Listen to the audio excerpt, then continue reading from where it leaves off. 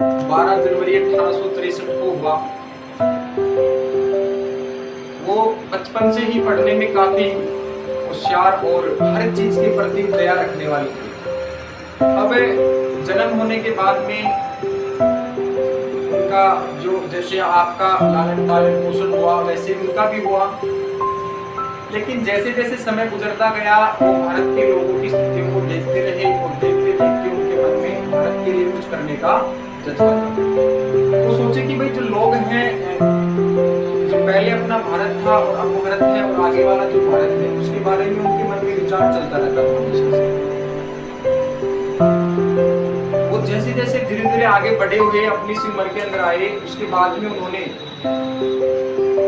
पूरे भारत का भ्रमण किया एक परिव्राजक सन्यासी के रूप में। परिव्राजक सन्यासी उसे कहते हैं अपन जो अपने हाथ में दंड लिए लकड़ी लिए पूरे भारत का पैदल पैदल भ्रमण करता है, जैसे नंगे पांव चल करके भ्रमण करता है, उसे परिव्राजक सन्यासी कहते हैं।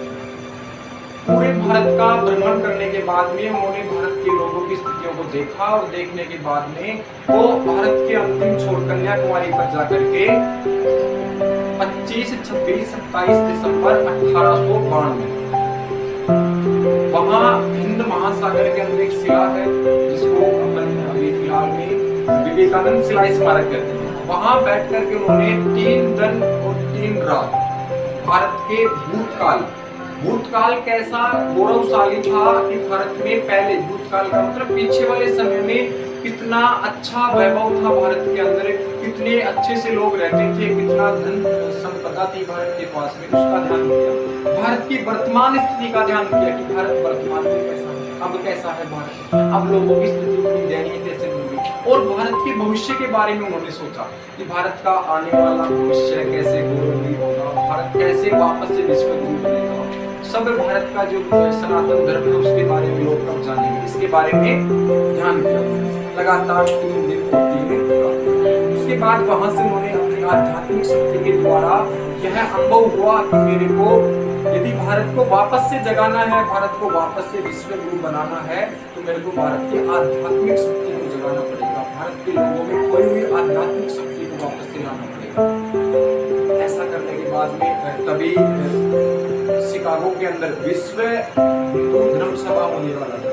विश्व धर्म सम्मेलन होने वाला था, जिसके अंदर पूरे संसार के, पूरे देश के, पूरे विदेशों के जो लोग थे वो अपने अपने धर्म को लेकर के अपना अपना मत वो देने वाले थे, अपने अपने धर्म के बारे में बताने वाले थे। तभी उन्हें अपने गुरु श्री रामकृष्ण परमहंस के द्वारा यह आज्ञा मिली कि आप वहां जाकर के और भारत के जो सनातन धर्म है उसके बारे में अपना मत दें। स्वामी जी भारत से चले और आज के दिन 11 सितंबर 1893 पहली बार उन्होंने शिकागो की धर्म संसद के अंदर जो धर्म सम्मेलन हो रहा था वहां पे अपना सनातन धर्म को लेकर के पहला भाषण, और जो उन्होंने अपने भाषण की शुरुआत की वो शुरुआत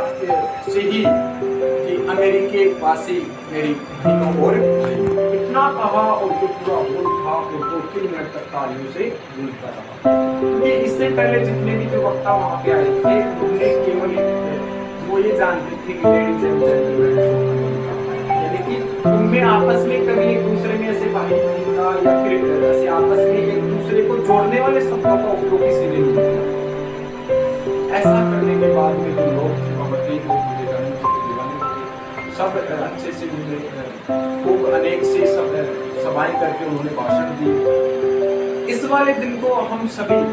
11 सितंबर को विश्व बंधुत्व दिवस के रूप में मनाते हैं,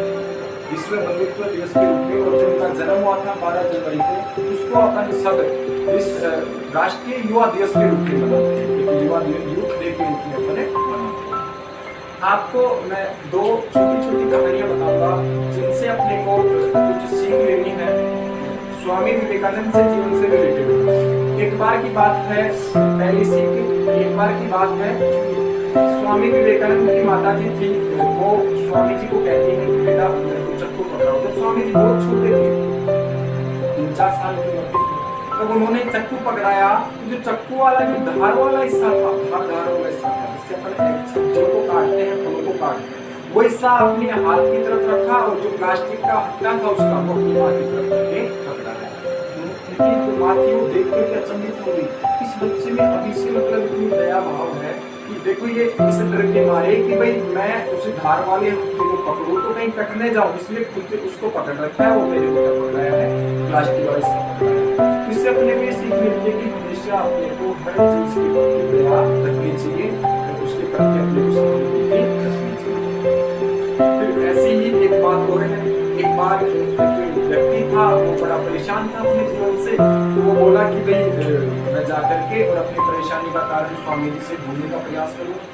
तो स्वामी जी के पास में गए और स्वामी जी के पास में जाकर के उन्होंने कहा कि स्वामी जी मैं जीवन में बहुत परेशान हूँ, कुछ करने की सोचता हूँ तो मैं दूसरी तरफ भटकता है, वो करने की सोचता हूँ दूसरी तरफ भटकता है, मेरी समस्या का समाधान करो, आखिर क्या है इसका। स्वामी जी बोले कि मैं आपकी समस्या का समाधान करूंगा, लेकिन उससे पहले आपको एक काम करना पड़ेगा, ये मेरे पास में पालतू कुत्ता है, इसको आप ऐसा करो थोड़ी देर बाहर घुमा के ले आओ, उसके बाद में मैं आपकी समस्या की बात है। वो व्यक्ति सोचा कि चलो ये काम कर देते अपना समस्या का समाधान हो जाएगा, तो वो उस कुत्ते को लेकर के और बाहर घुमाने के लिए थोड़ी देर में वापस घुमा करके लाया, ला करके वहाँ स्वामी जी के पास में बैठा। स्वामी जी ने पूछा कि कुत्ता और तू साथ साथ लेते दोनों, कुत्ता इतना हाफ क्यों रहा है, आप देखते हो कुत्ते से आते हैं तो हाफने लग जाते हैं और आपको भी बिल्कुल नॉर्मल श्वास चल रही है आपकी। तो उस व्यक्ति ने कहा कि ये कुत्ता जब मैं इसको बाहर घुमाने लेके गया तो मैं तो क्या था रोड के सारे किनारे किनारे सीधे सीधे चल रहा था, ये कुत्ता कभी इधर भगता, कभी उधर गिरती उधर भगता, कभी इधर भगता, कभी इधर भगता, ऐसे भगते भगते चुप गया और मैं था जो सीधे सीधे चल रहा था आराम से, और सीधे सीधे चलते चलते अपना टाइम हुआ तो मैं वापस आ गया। इसलिए जो भापने का कारण है वो स्वामी जी बोले कि आपकी परेशानी का कारण है, आप भी परेशान अपने जीवन में इसलिए होते हो कि आप एक लक्ष्य को लेकर के नहीं चलते, आप कोई चीज देखते हो उसके पीछे बढ़ने लगते हो, फिर वो चीज बीच में रह जाती है दूसरी चीज ढूंढने लगते हो, ऐसा करके अपना जो एनर्जी है पूरा ऊर्जा है उसको आप खत्म कर रहे हो। आप किसी भी एक मुकाम पे एक टारगेट पे नहीं पहुंच पा रहे हो। अपने जीवन में भी ये होता है कई बार, और आगे आप अभी तो 10th क्लास में हो, आगे जब जाओगे तो ऐसा देखने को मिलेगा, अपन कभी किसी बड़े ऑफिसर से मिलेंगे तो अपन सोचेंगे क्या मैं भी ये बन जाऊं, फिर कभी किसी आर्मी वाले बड़े लोग को देखेंगे तो सोचेंगे मैं भी फौजी बन जाऊं, मैं भी बन जाऊं, किसी डॉक्टर को देखोगे, किसी उसका भाषण सुनोगे, कभी कॉलेज में जाओगे तो सोचेंगे मैं डॉक्टर बन जाऊं, फिर कभी अपन और किसी को देख लिया, इंजीनियर को देखा, उसने अच्छा सा भाषण दे दिया, अपना सोचा मैं भी बन जाऊं। आपको आज ही अपना टारगेट फिक्स करना है, उस टारगेट के पीछे ऐसा नहीं कि इधर कभी उधर भागे कभी वो, उससे आपकी एनर्जी बचती, आप एक ही टारगेट पे सीधे सीधे सीधे सीधे चलते रहो, चलने के बाद में आपको काम। स्वामी जी ने एक लाइन कही थी, उठो जागो और लक्ष्य प्राप्ति तक रुको मत, उठो जाओ जाग जाओ और जाग करके इतना अपने लक्ष्य के पीछे लग जाओ कि जब तक लक्ष्य न मिले तब तक अपने को रुकना नहीं है, उसके पीछे लगे रहना। ये आज स्वामी जी के बारे में कुछ दो बातें की, इनको सुनकर के आप सब अपने जीवन में